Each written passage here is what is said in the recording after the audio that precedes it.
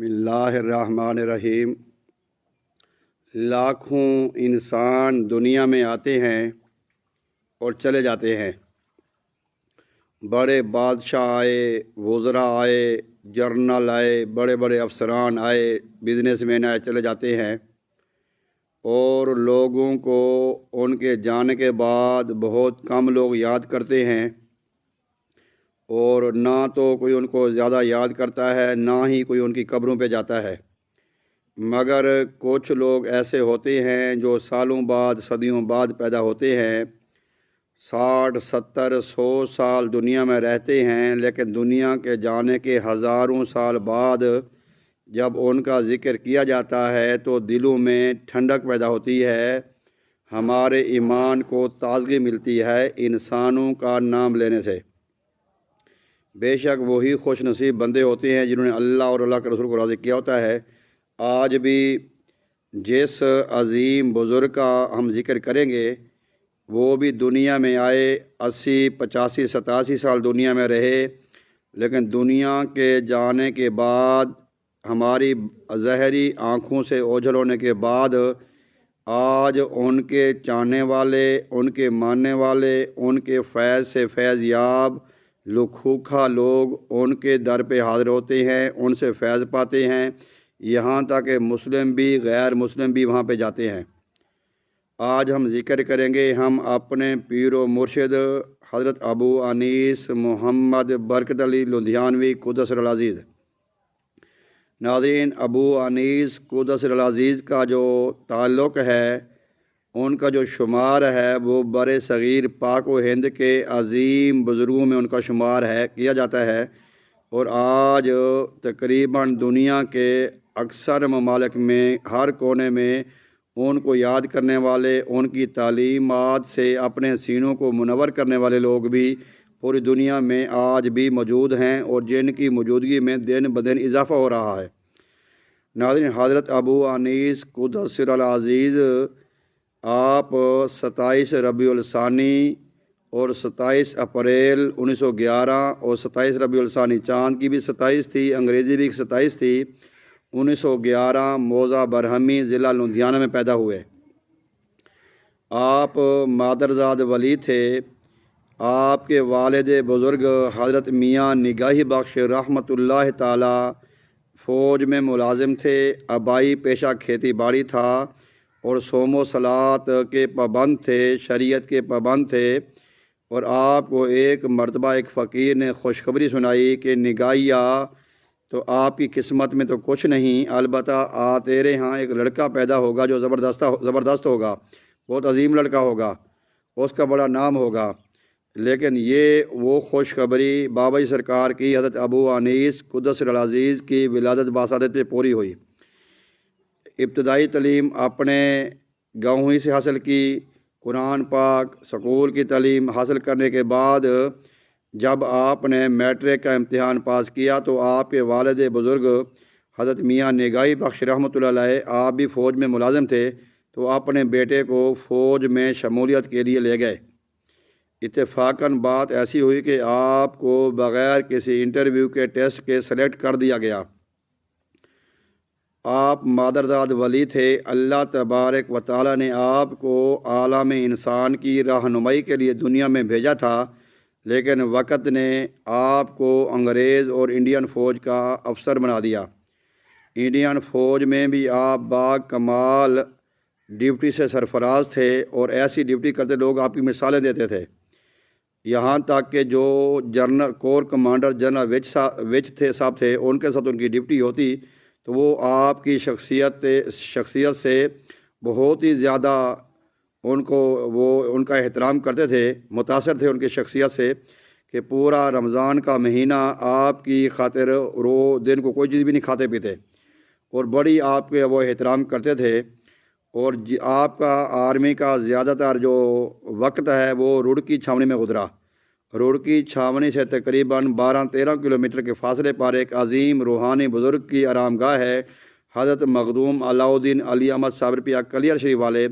آپ باقاعدہ وہاں پہ پیدل چل کر حاضری دیتے، اور اب ویسے تو آپ پیدائشی طور پہ اللہ کے ولی تھے، والدین کی طرف سے بھی والدین بھی صوم و صلات کے پابند تھے۔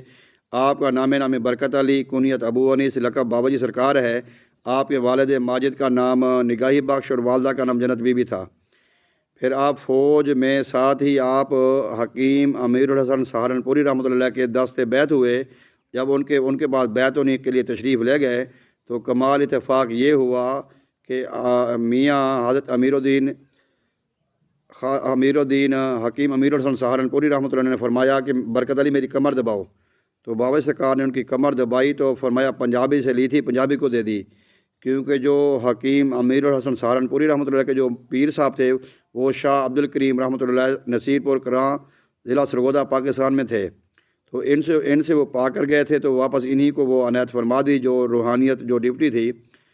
بالآخر آپ نے جتنا عرصہ نصیبوں میں تھا آپ فوج کی ڈپٹی کرتے رہے۔ بالآخر ایک دن آپ نے فوجی وردی اتار دی۔ فوجی وردی اتارنے کے بعد آپ نے الفی اور فقیرانہ لباس پہنا اور یہ کہا کہ اب یہ بندہ صرف 3 کام کرے گا، اللہ کا ذکر، اللہ کے دین کی دعوت تبلیغ اور مخلوق کی بل خدمت کرے گا۔ اور دوسری جنگ عظیم کا دور تھا اور اس وقت کسی راجے مہاراجے کو بھی جرت نہ ہوتی کہ فوج سے استعفیٰ دے، وہ بہت بڑا مشکل کام تھا۔ لیکن جب آپ نے استعفیٰ دیا تو پورے انڈین آرمی میں تھلتھلی مچ گئی کہ یہ کیا ہو گیا ہے۔ بالآخر آپ کو قید کر دیا گیا۔ آپ کو قید میں آپ کو زہر بھی دیا گیا۔ انگریز فوج نے کہا کہ جب یہ ہمارے کام کا نہیں ہے تو یہ دنیا کا بھی نہیں رہے، تو آپ کو زہر دیا گیا۔ تو اتفاق کی بات ہے کہ زہر پینے کے بعد کے آئی تو وہ زہر جسم سے خارج ہو گیا۔ مختلف سزاؤں کے بعد آپ کورٹ مارشل میں بھی باعزت بری ہو گئے۔ تو آپ نے مخدوم علاؤدین علی احمد صابری کلیہ شریف کے دربار پر جا کر آپ نے 3 عہد کیے کہ جب تک میں زندہ رہوں گا میں اللہ کا ذکر کروں گا، اللہ کے دین کی دعوت تبلیغ کروں گا اور مخلوق کی بلوث خدمت کروں گا، اور دنیا سے اور دوسرے کاموں سے میرا کوئی واسطہ نہیں ہوگا، اور اپنا کر کے کھاؤں گا، کسی کو پر بوجھ نہیں بنوں گا۔ پھر آپ وہاں سے واپس آئے اور یہ عہد لے کر آئے۔ اس کے بعد جب پاکستان اور ہندوستان بنا تو وہاں سے آپ پاکستان ہجرت کر کے آ گئے، کیونکہ آپ وہاں پہ جٹ خاندان کے ذمہ دار تھے، آبائی پیشہ کھیتی باڑی تھا، ذمہ دار تھے وہاں پہ۔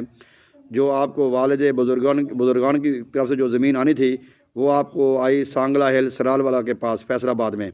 تو یہاں پہ آ کے قیام کیا، سکھے کی میں رہے، مختلف جگہوں پہ رہے آپ، لیکن سلال والا فیصل آباد میں آپ نے آنکھوں کا ہسپتال بنوایا، بہت بڑی مسجد بنوائی، قرآن کریم محل بنوایا، لنگر خانہ بنوایا اور مبلغین کے لیے رہائش کا انتظام کیا، اور وہاں سے آپ نے جماعتوں کی تکمیل کی۔ آپ نے کھڑے ہو کر ایک نعرہ لگایا، لوگوں دوڑ کر آؤ اللہ کے ذکر کے لیے، اللہ کے محبوب کی امت کی بخشش کے لیے۔ یہ نعرہ لگانا تھا۔ پھر مشرق مغرب شمال جنوب سے بچے بڑے عورتیں مرد عورتیں سب جانا شروع ہو گئے، اور دن بدن دیکھتے گئے، مجمع بڑھتا گیا اور ماشاءاللہ ایک میلہ تھا بن گیا۔ بالآخر آپ 1984 میں بسی بسائی بستی کو چھوڑ کر آپ سمندری روڈ دالووال کے مقام پر فیصل آباد تشریف لے آئے۔ فرماتے ہیں کہ اللہ کی زمین وسیع و عریض ہے، جب دنیا میں کسی بندے کا جینا تنگ ہو جاتا ہے تو بندہ ہجرت میں مجبور ہو جاتا ہے۔ بالآخر اللہ کا حکم تھا، حکمت تھی، تو پھر آپ دالووال تشریف لے آئے، اور آپ نے یہاں آتے ہی لنگر خانہ، قرآن کریم محل اور ہسپتال بنایا، اور دیکھتے دیکھتے جو سلار والا کی ساری رونقیں تھیں، سارے فیوز و برکات تھے، کیونکہ مکان تو ہوتا ہے مکین کی طرف، مکین کی وجہ سے مکان آباد ہوتا ہے، جب مکین ہی نہ رہا تو مکان کیسے آباد ہوتا۔ جیسے ہی آپ سلار والا سے دارالحسان کیمپ دارالحسان سمندری اور فیصل آباد تشریف لائے تو دارالحسان سلار والا کی ساری رونقیں بھی کیمپ دارالحسان میں تشریف لے آئی۔ یہاں پر آ کے آپ نے ذکر فکر میں مشغول ہو گئے۔ آپ نے تصنیفات میں بے شمار کتابیں لکھی ہیں، 350 سے زیادہ آپ نے کتابیں لکھی ہیں۔ آپ کی مشہور کتاب ترتیب شریف عمل بن سنہ، جو کہ عالمی سربراہی کانفرنس میں وقت کے حکمرانوں کو، ملک اسلامی ممالک کے حکمرانوں کو وہ کتاب بطور تحفہ بھی دی گئی، ترتیب شریف عمل بن سنہ۔ اس کے بعد آپ مکشوفات، مناظر احسان، مقالات حکمت، یصلون علی النبی، آپ نے اسماء نبی کریم صلی اللہ علیہ وسلم کی 5 جلدیں لکھیں۔ اس میں حضور نبی کریم صلی اللہ علیہ وسلم کے 1438 نام لکھے۔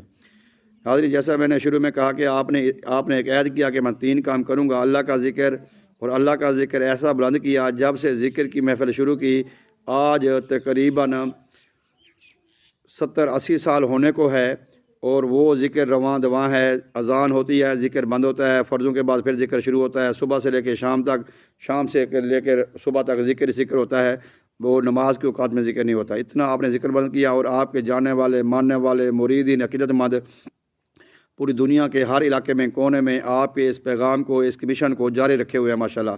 دوسرا آپ کا مشن تھا خدمت خلق میں آپ کے مریدین بھی ماہانہ بھی لنگر تقسیم کرتے ہیں، راشن تقسیم کرتے ہیں، سردیوں میں لحاف اور رضائیاں بسترے کرتے ہیں، آٹا چینی دال چاول کرتے ہیں، جیلوں میں، قید خانوں میں، مدرسوں میں، ہر جگہ آپ کے وہاں پہ یہ لنگر جاتے ہیں۔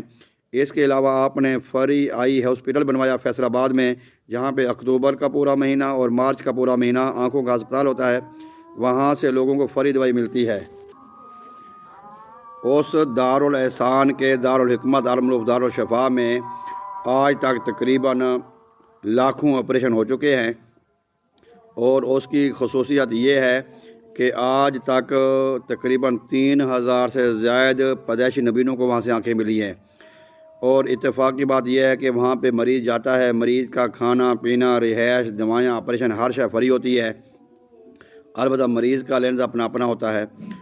اور ذکر اور خدمت اور تبلیغ کا یہ ہے کہ آپ کی جتنی بھی جماعتیں ہیں ماشاءاللہ، تقریباً 600 سے زائد آپ نے تبلیغی مرکز بنائے ہیں، ان کے امیر، نائب امیر و متکلم مقرر کیے ہیں، پھر انہوں نے آگے سے جماعتیں یونٹ بنائے ہوئے ہیں، تاکہ آپ کا جو پیغام ہے ذکر، تبلیغ اور خدمت، تبلیغ، وہ آپ کے تقریباً آج پوری دنیا میں، یورپ کی وادیوں میں، افریقہ کے صحراؤں میں، ایشیا میں، پاکستان میں، سعودیہ میں، ہر جگہ آپ کے ذکر اذکار تبلیغ شروع ہے ماشاءاللہ۔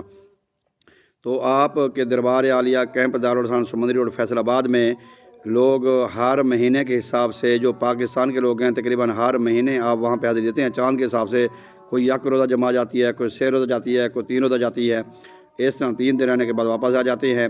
اور اس کے علاوہ رمضان شریف میں وہاں پہ اعتکاف کا سلسلہ بھی کیا جاتا ہے، اور بابا سرکار کی بے شمار کرامات ہیں۔ آپ کے دست بیت تقریباً 5 لاکھ سے زیادہ لوگ اسلام میں داخل ہوئے، اسلام نے ان کو قبول کیا۔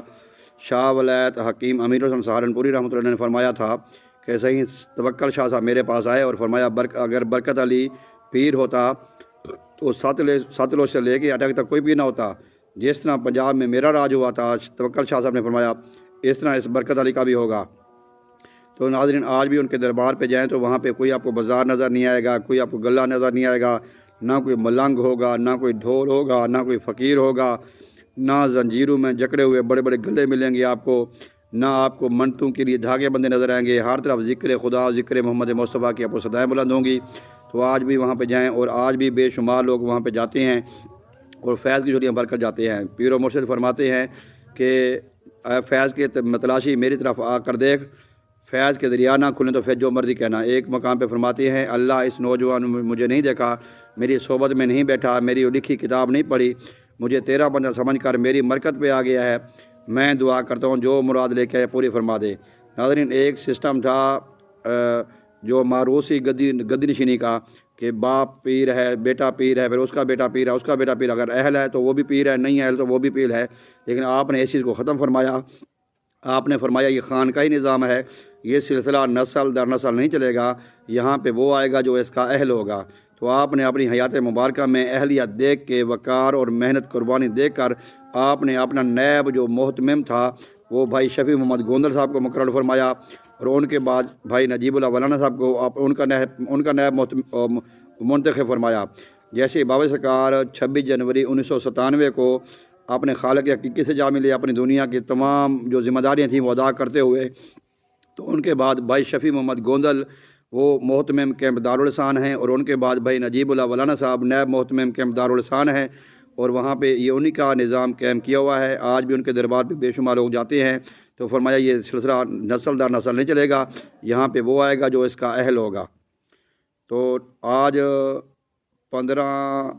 16 رمضان المبارک ہے، سن 1445 ہجری، بروز بدھ 1445 ہجری بروز بدھ 16 رمضان 27 مارچ 2024۔ آج ان کا عرس مبارک ہے، کیونکہ 26 جنوری 1997 کو وصال ہوا تھا، تو 16 رمضان تھی تو 26 جنوری کو بھی ان کا عرس منایا جاتا ہے اور 16 رمضان کو بھی ان کا عرس منایا جاتا ہے۔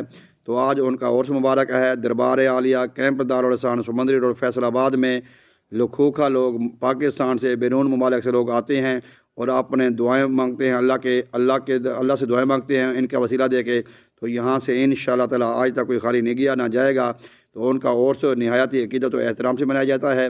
اللہ تبارک و تعالی ہم سب کو بھی بزرگان دین کا ادب و احترام کرنے کی توفیق عطا فرمائے، ان کی تابع داری فرمانبرداری نصیب فرمائے، اور ایسے بزرگوں کے درباروں پہ جا کر جہاں پہ نہ کوئی بازار ہے، نہ کوئی غلہ ہے، نہ کوئی چندہ ہے، کوئی اس طرح کی چیزیں، صرف ذکر خدا، ذکر محمد مصطفیٰ ہے، وہاں سے فیض و برکات سے مالا مال فرمائے۔